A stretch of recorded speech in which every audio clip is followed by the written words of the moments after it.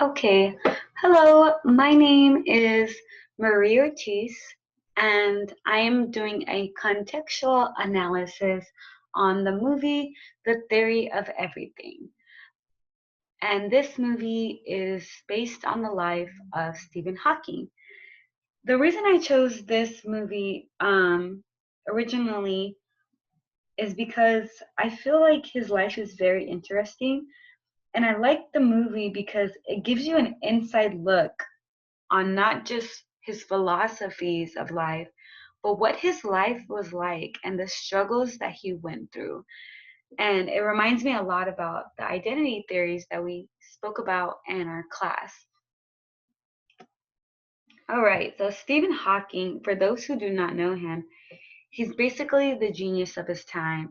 He was a philosopher of black holes, and he really got famous off of them because he was the one who discovered the science pretty much behind black holes in the universe. So he was born January 1942, um, and he died later in March 2018.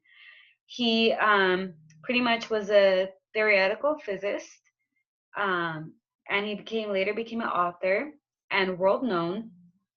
And he graduated from the University of Cambridge, and he was actually he wasn't born disabled. If you see him in this picture, he was diagnosed with a rare condition called ALS, which is like an autoimmune disease, which allowed all his limbs to pretty much stop working, but his mind was still remained brilliant. And he was only known to have 2 years to live, but he ended up living 50 years and did brilliant work. And he was very well respected and known, pretty much worldwide. And so he wrote a few books. His other book was A Brief History of Time. Talked a little bit about his philosophies on life. But what was most interesting was the life that he lived and what he overcame throughout his life. So if we take a look at identity theories, according to our book, um, identity theories generally assume that communicators construct their identities in interaction with others. And so he was known to be a very brilliant kid who was in college, and that's where he actually met the love of his life, Jane. And she was somebody who pretty much was there for him, met him before he was disabled, and later he revealed to her that he was going to be disabled, and she actually took on the role to stay with him, and knowing that he only had a couple years to live, so she took on that role to love him anyway, and they actually got married at a very young age. And when you think about the presentation of self, right, you think about the presentation of self, um, you think about the presentation of self in our book. Pretty much when you are discussing this, you're thinking about the performances to impress the audience, right? So he pretty much had to just be himself because of his disease. He wasn't able to be anybody else. And Jane supported him through all that. Um, in the book Irving Goffman, who was the sociologist who came up with this theory, used a theoretical metaphor to explain how communicators present themselves. He mentioned everyday situations are viewed as a stage, and people are actors who use performances to make impressions to an audience. When you enter a situation, you essentially ask, what is going on here? Your answer constitutes the definition of the situation. So he decided that the role he was going to play was pretty much himself. Um, if you think about, his life and getting married and having to put on a persona in the movie where he was trying to push her away at first, and she decided, along with her family, um, that she was going to stick by him. And so that was awesome. And so pretty much if you think about the identity theories, Stephen Hawking had to own that he was going to be disabled for the rest of his life and he probably wasn't going to live too long. And so he relied more on his genius and his mind and his thought process and all his studies to really find normality in all of it. When talking about the relationship, um, it's very important to understand that in relationships, communication scholars have examined that your intimate partner in a relationship, like friendships or family relationships, and also like that they can be easy and comfortable, and they can also be a constant struggle, right? And relationships change and evolve, and communication has much to do with those changes. So she had to adapt pretty much. Jane was there for him in his life. And it's interesting to kind of get to know his life because you only know him as a brilliant scholar, right? A brilliant theorist, physics theorist. But she was there for him and saw the beauty of his mind and stayed with him, even though with his disability, right? And in talking about affection exchange theory, right? When you talk about affection exchange theory, you think about how affection is communicated through nonverbal messages, right? And thinking about this movie really got to me because I fell in love with the idea of what she did, and I kind of got sad through all the struggles they had, but it's life, right? It was his life, and so pretty much there was a guy named Corey Floyd who came up with affection exchange theory, which is AET, and he explains how affection is shared and and impacts has impacts on his partners, and affection could be anything. It could be physical touch, nonverbal behavior, and in their case, Jane did a lot for him. Of course, he was a brilliant man, but just staying with him alone, knowing he was going to have an autoimmune disease, that's amazing. And she gave him kids. That's another way to distinguish affection by bearing his kids, knowing that he wasn't going to have a normal life. She was there for him. She would pick him up. She clothed him. She fed him. She pretty much did everything that he needed to get through his days. She would get him ready for his interviews or his speeches and his um, as a professor at the school or a theologist. She helped him for all his meetings and all his interviews and stuff like that. So that's awesome. Of course, in a life like this, there's obviously um, tensions and challenges. Pretty much in any relationship, there's going to be tensions and challenges.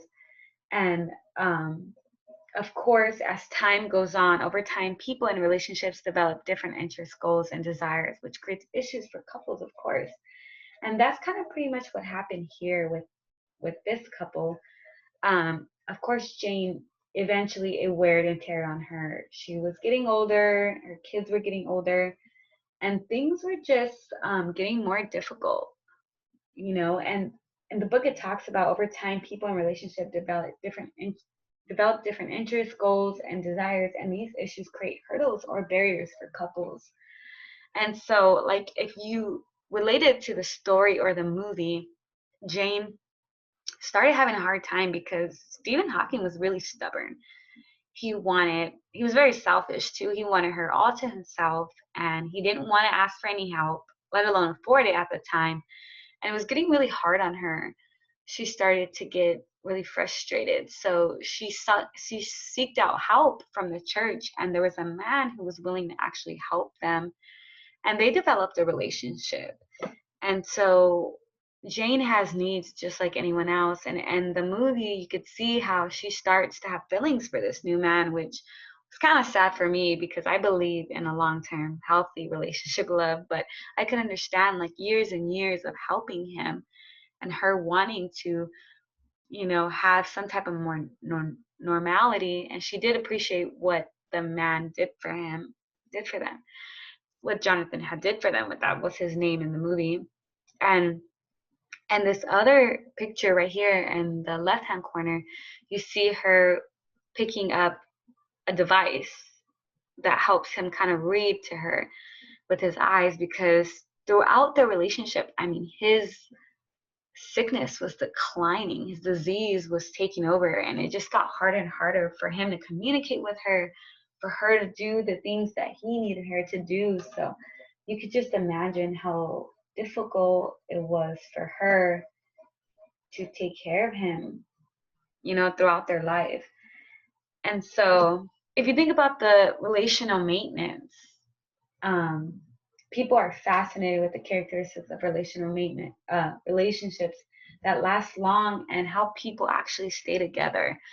You know, it's fascinating that they stayed together for about nearly 40 years, 45 years um, that they were together, or 30 to 45 years that they were together in their long-term relationship. I'm sure it took a lot of patience, and um, they really had to work together.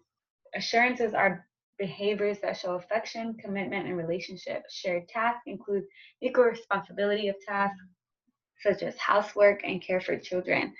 And obviously, Stephen wasn't able to do those type of things. He was only able to do what he could with his mind. And so he did the best he can. At the end, towards the end of the movie, Stephen Hawking did get remarried in real life, and Jane pretty much hired a live-in nurse, and she fell in love with him, and their relationship was a lot more compatible. Jane just needed a lot more. She was ready for something different. And so in this picture to the right, she said, "I have loved you. I did my best." I'm not going to lie, I did cry on this part, because she did the best she could, but it just, they were going to go down different paths. And it's crazy, Stephen Hawking, like, to have just a full life, even with his disease, and it's all thanks to Jane. She really helped him, and she gave him his blessing to have a new relationship. And they, even after that, when he went to go meet the queen, he took her because of all her hard work that she helped him with. And so I think my most favorite part of the movie was at the end, when they asked him pretty much his philosophy on life. And it was pretty much near his retirement years. And this is what he had to say. He said, "It is clear that we are just an advanced breed of primates on a minor planet orbiting on a very average star in the outer suburb of one among 100 billion galaxies. But ever since the dawn of civilization, people have craved for an understanding of the underlying order of the world. There ought to be something very special about the boundary condition of the universe. But what can be more special is that there is no boundary, and there should be no boundary of human endeavor. We are all different. However bad life may seem, there is always something you can succeed at. While there is life, there is hope." And I just love that, because I feel like, I mean, for a man who went through the highs and lows and literally takes away all excuses of happiness, his philosophy on life is just as brilliant as his philosophy on black holes. So, yep, that's it for my presentation. I hope you enjoyed my contextual analysis of this movie and how it relates to the identity theories within our book. Thank you very much. And again, my name is Marie Ortiz.